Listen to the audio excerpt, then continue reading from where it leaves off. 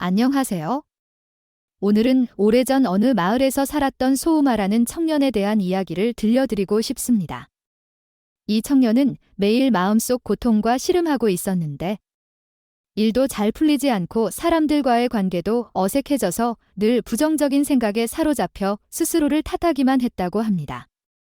그러던 어느 날 소우마는 마을 변두리에 있는 작은 연못가에서 한 노승을 만나게 됩니다. 그 노승의 이름은 붓다였습니다. 붓다는 소우마의 괴로움을 느끼고 다정하게 물었습니다. 젊은이여. 어째서 그렇게 힘들어 보이는 표정을 짓고 있나? 소우마는 놀라면서도 자기 마음속 고통을 붓다에게 털어놓았습니다. 저는 매일이 힘겹습니다. 무엇을 해도 잘 되지 않고 제게는 아무런 가치가 없는 것만 같습니다. 붓다는 부드럽게 미소를 지으며 말했습니다. 젊은이여. 고통에서 벗어나는 방법을 알고 싶은가? 소우마는 간절한 눈빛으로 네, 부탁드립니다. 어떻게 해야 이 괴로움에서 해방될 수 있을까요? 라고 답했습니다. 그러자 붓다는 소우마를 연못가에 앉히고 조용히 이야기하기 시작했습니다.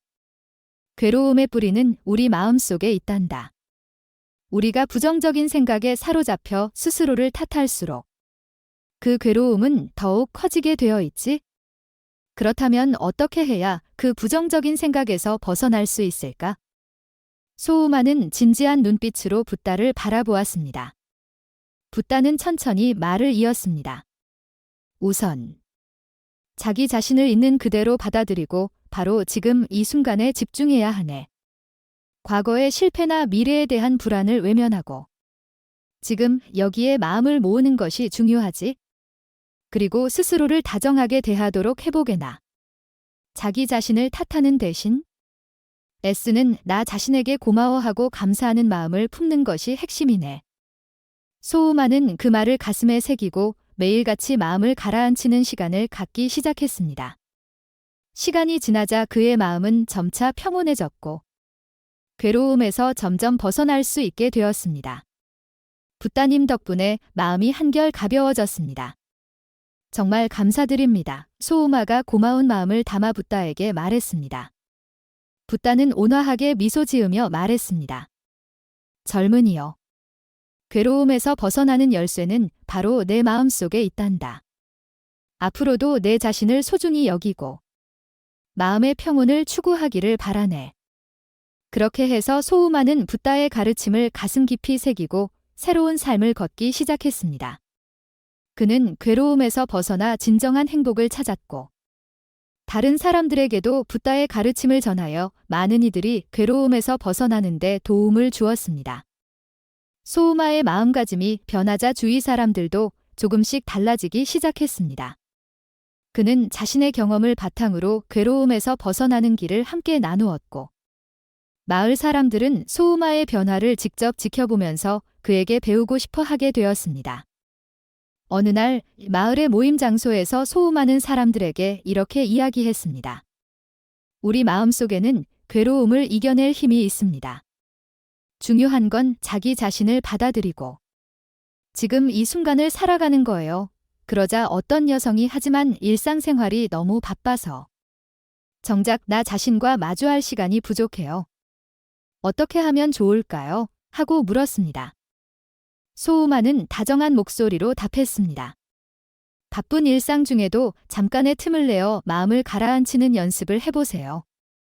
비록 5분이라도 좋으니 그 시간을 소중히 여기고 내면에 집중해 보시길 바랍니다. 또 한 남성이 저는 실패가 두려워서 새로운 일에 도전하는 게 어렵습니다. 이 두려움을 어떻게 극복할 수 있을까요? 라고 물었습니다.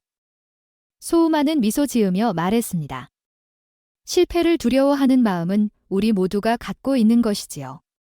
하지만 실패를 통해 배우고 성장할 수도 있습니다.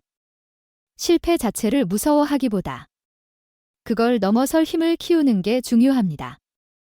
자신을 믿고 한 걸음씩 계속 나아가 보세요. 이렇게 소우마의 말에 용기를 얻은 마을 사람들은 조금씩 마음의 평온을 찾아가기 시작했습니다. 모두 자기 내면과 마주하며 괴로움에서 벗어나는 법을 배워나갔습니다. 시간은 흘렀고 소우마의 가르침은 먼 마을까지 전해지게 되었습니다. 소우마의 이야기를 듣고 싶어 하는 이들이 먼 곳에서도 찾아오기 시작했고, 소우마는 붓다에게서 배운 가르침을 널리 전하며 더 많은 사람들이 괴로움에서 벗어나는 것을 도울 수 있었습니다. 세월이 흘러도 소우마는 계속해서 많은 사람들에게 큰 영향을 주었습니다. 다양한 고민을 안고 찾아온 이들에게 소우마는 한 사람 한 사람 정성껏 가르침을 전했습니다.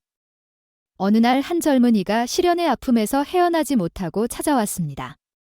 그의 눈에는 눈물이 고여 있었습니다. 소우마는 따뜻한 목소리로 말했습니다. 시련의 상처는 정말 고통스럽지요. 하지만 그것 또한 인생의 한 부분입니다. 고통을 억지로 외면하지 말고 그 감정을 받아들이면서 스스로를 아껴주세요. 시간이 지나면 그 아픔도 치유될 거예요. 또 어떤 중년 남성이 일에 대한 압박감으로 힘들어하고 있었습니다. 직장 스트레스로 인해 집안에도 나쁜 영향이 가고 있습니다. 어떻게 해야 좋을까요? 라고 물었습니다. 소우마는 차분하게 대답했습니다. 일로 인한 스트레스는 많은 사람이 겪고 있는 문제죠. 하지만 일과 가정의 경계를 분명히 하고 가능한 한 업무 고민을 집으로 가져오지 않도록 노력해야 합니다. 그리고 자기 자신을 위해 여유를 찾는 시간이나 취미 활동을 해보는 것도 아주 중요하답니다. 이렇듯 소우마는 내방한 사람들의 이야기를 차근차근 들어주며 그 마음에 다가가는 말을 전했습니다. 그리고 그 역시 붓다의 가르침을 계속 실천함으로써 내면을 더욱 풍요롭게 가꾸어 갔습니다.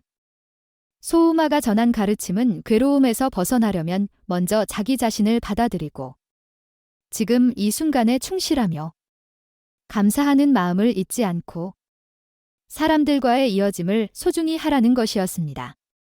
그는 외적인 풍족이나 환경이 변하지 않아도 마음가짐 하나로 인생이 넉넉해질 수 있다고 일러주었습니다.